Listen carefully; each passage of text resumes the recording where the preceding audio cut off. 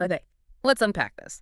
Today, we are strapping in for, well, one of the most intriguing deep dives we've ever done, I think. Our mission is to peer into the nonverbal world of animal consciousness, but we're doing it through a highly specific, and let's be honest, highly controversial lens. Exactly.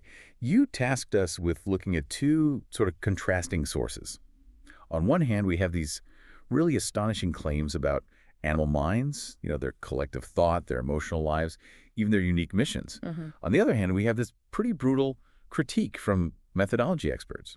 They basically outline why perhaps only, 2 to 3% of the information generated by this specific investigative method can actually be trusted as fact. And that's the crux of this deep dive for you listening. We are presenting the stunning vision of animal thought, and we are holding it right up to the light of the filter it passed through. Yeah. We have to understand the findings, knowing that, well, 97% of the signal could potentially just be noise. It's the highest stakes information filtered through maybe the lowest certainty system imaginable. So let's start with the vision itself, because it is beautiful and complex. What did the subject initially observe about individual animal consciousnesses? Well, it was described as very subtle and deeply personalized. The sources mentioned an elephant, a curious giraffe, and the highly unique platypus, which, interestingly, the source used the technical name for the ornithorynx. Oh, right. Ornithorynx. Yeah, and each one possessed its own distinct consciousness, communicating primarily through metaphors and images. It's a language really far removed from our human linear thought. Right. And when the investigation zoomed out a bit, they didn't just see individuals, did they? They found something bigger, a metaphysical collective. Right, this is the big sort of sweeping idea that all animal minds pool together into this single shared reality. The source visualized it as a green cloud, apparently filled with sounds, colors, and images. And what's fascinating here is the core content within that green cloud. It seems to be driven by key emotions, but they are dramatically different from human emotions. Yeah. The primary energy is this need for love, and it's sent out by the collective consciousness without any underlying bitterness or resentment. That complete lack of resentment, that seems huge. Totally. The sources really stress that while animals certainly have social structures, leaders, alphas, clans, they operate completely devoid of malice or the intent to humiliate, Yeah. which differentiates it so starkly from, well, human politics sometimes. Absolutely. The general animal mind is described as lighter, free, and filled with love and naturalness. The source states that cruelty and malice, as we understand them, they just don't exist in their realm. Instead, they possess only a spiglery. Spiglery. Yeah, which essentially translates to pure playfulness or mischief. Not malicious, just playful. Okay. But if they're so light and free, they must still experience suffering and loss, right? How do they process that kind of trauma without developing resentment? That's the key difference. Animals are not subject to what the source calls karmic analysis or like human interpretation.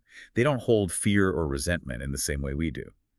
If suffering occurs, it's accepted instantly, without analysis. The mindset is simply, it was like that. It was like that. Full stop. Exactly. This acceptance links back to their profound connection to the elements, doesn't it? I found the description of how they nourish their souls particularly vivid. Oh, definitely.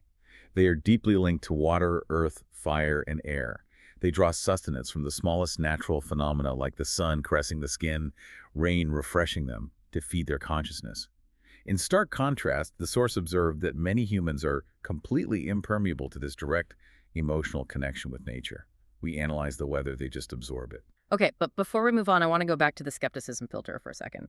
If this collective consciousness is perceived across dimensions and densities, that's some heavy metaphysical jargon right there, how reliable can the visual of a green cloud actually be? And what are these densities the source refers to exactly? That's a really great challenge. When the experts mention densities, they're generally referring to different vibrational levels of existence or awareness. It's often used in metaphysical frameworks to separate, material reality from higher consciousness. Okay. But the problem is, when the subject perceives something like the green cloud, that image has to translate across all these vibrational barriers. Yeah. And that process alone introduces massive distortion before it even hits the subject's brain. Right. So we have to proceed with the understanding that even a beautiful, simple vision like the green cloud is likely, less than 3% accurate, simply because of the journey the information takes. Precisely. We're kind of appreciating the narrative here, but Yeah. definitely questioning the fact value. Let's pivot then to some of the specific, maybe more astonishing examples the investigation turned up. Amidst all these subtle elemental creatures, one animal was singled out as having a uniquely evolved and highly structured consciousness: the Sphinx cat. Ugh. The hairless cat, yes. Its mental body was described as compartmentalized, structured, and organized, hyper-attentive to danger.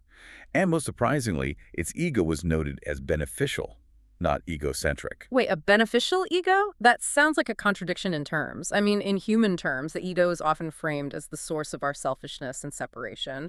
What exactly separates the cat's self-focus from destructive human egocentricity, according to this source? Well, the beneficial aspect seems to come from self-love and this radical self-attentiveness. The cat's ego is intensely focused on its own immediate needs and desires, but apparently without the judgment, the insecurity, or the need for external validation that so often defines human egocentricity. Ah, okay. It's more like pure self-care combined with that extreme playfulness, the espièglerie again. That makes more sense. So focus, self-awareness, but without all the moral baggage we attach to it. Exactly. And its physical body reflects this mental structure.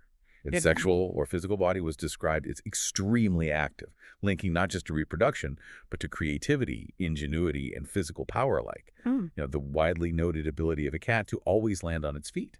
Mm. That physical mastery is tied directly to its evolved, structured mind. Interesting. Now let's look at how animals navigate time. Are they subject to reincarnation cycles similar to humans in this source material? Yes, the sources confirm they are, and apparently they approach future paths and new encounters with humans with joy, regardless of their past experiences. Consciousness can choose to incarnate as an animal, a human, or even a mineral, according to this. A mineral. Wow. Okay. This sets up the really astonishing story of Ben the Newfoundland. This was a dog who lived for a decade with a violent owner. What did the investigation uncover about Ben's perspective on that? Well, Ben apparently revealed that he chose this difficult life specifically as a mission to help the human. Because of that lack of analysis we talked about, he accepted the violence without ever carrying resentment. His sole focus was on finding ways to aid his owner, viewing his life as a sort of sacrificial act of service. That's an extraordinary claim of selflessness. But again, applying our filter, isn't there a huge risk here that the subject's own deep desire for a noble, heartwarming narrative is being projected onto the dog's experience? Absolutely. Is there any way the method accounts for that kind of emotional projection? That is precisely what the critical analysis warns against so strongly. The hypnotized subject's own education, culture, beliefs, that's one of the biggest sources of contamination.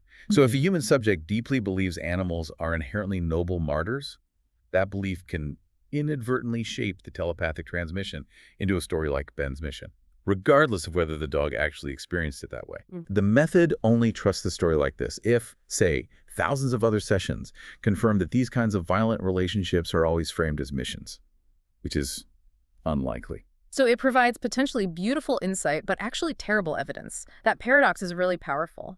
And speaking of external influences, the source shifts from these, well, arguably benign missions to active threats, external interference. How are entities like extraterrestrials or other consciousnesses utilizing animals? Yeah, they're noted as using the strong human-animal bond as a kind of vein for interference, specifically targeting domesticated pets. A vein. How does that look in practice? What does that mean? It's described as non-physical interference. They insert subliminal messages or specific odors. The example cited was an interfered domestic cat that received subliminal messages that essentially said the human is bad. They used images, like the image of a human hand above its head, which the cat then perceives as a massive threat. This generated aggressive behavior and fear in the cat. Wow. And for the animal itself, how does this psychic attack manifest? What's it like for them? It creates a sort of fuzziness, or the source used the French term grisement, in the animal's natural consciousness, like static on a distorted TV image. It's a genuine distortion of their pure, natural mind, which of course naturally confuses the owner who sees the change in behavior. Okay. Before we jump fully into the methodology analysis, what was the final message transmitted through that highly evolved Sphinx cat, the one about humanity? Ah, right. The cat posed this really profound question. Why have humans forgotten the universal language, possibilities, and creativity? And the single answer provided was fear. The French la peur. Fear. And how did the cat use animal fear to highlight this human flaw? Well, the cat stressed that animal fears are immediate and instinctual. They react, but they don't fixate or become these heavy ancestral burdens like they do for humans. It cited the incredibly dramatic example of cats being burned during the Inquisition. Oh, wow. The cat pointed out that animals do not carry that ancestral trauma forward. It demonstrated a fundamental difference in how we process and retain historical fear compared to them. Okay, that story, the lack of historical baggage despite mass trauma, that provides the perfect bridge to the harsh reality of the methodology itself.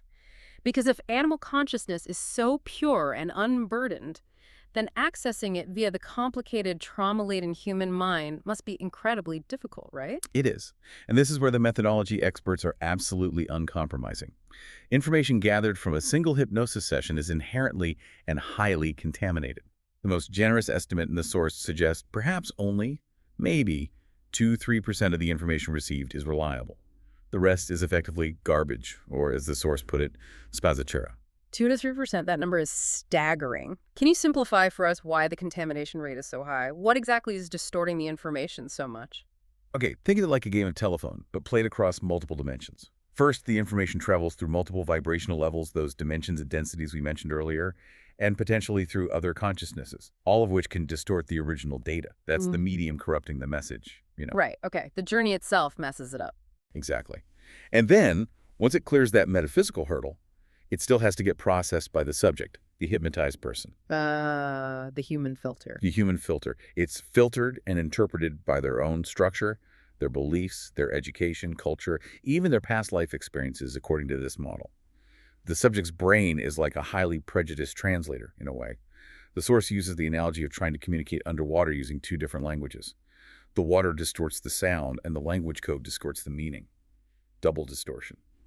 So if the findings from a single session are largely unreliable for establishing objective facts, what is the point of the practice then? Why do it? Well, the true purpose of a single session, according to this analysis, is highly functional, but not for fact-finding. It's not meant to memorize data or instruction. The information serves only as a kind of vehicle to direct the work towards solving the client's specific, immediate problem. It helps the operator locate the client's personal esoteric issue, regardless of whether the story told to get there is objectively, factually true. Okay, so it's therapeutic, not investigative in that sense. Primarily, yes. What then is the methodology's gold standard for finding actual facts? If someone really wanted to verify, say, the color of Mars or the appearance of a gray alien using this method? Reliability requires thousands of sessions. Thousands, involving different people and different operators.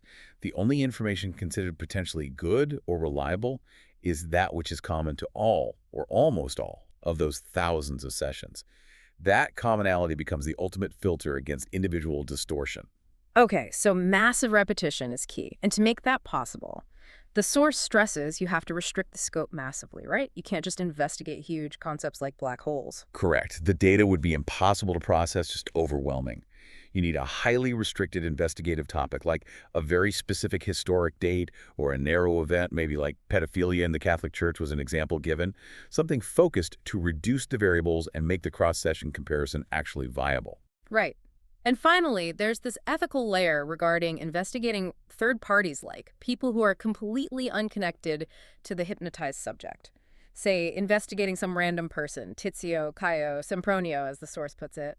What happens then? Well, the source states that the third party's own subliminal part, you could think of it as their higher self or soul aspect, may simply block that inquiry entirely. Just shut it down. Okay, makes sense. But if information does come through in such a case, especially when the third party hasn't given consent, it's often supplied by what they call a cunning entity. A cunning entity, entité furba. Yes, an entité furba.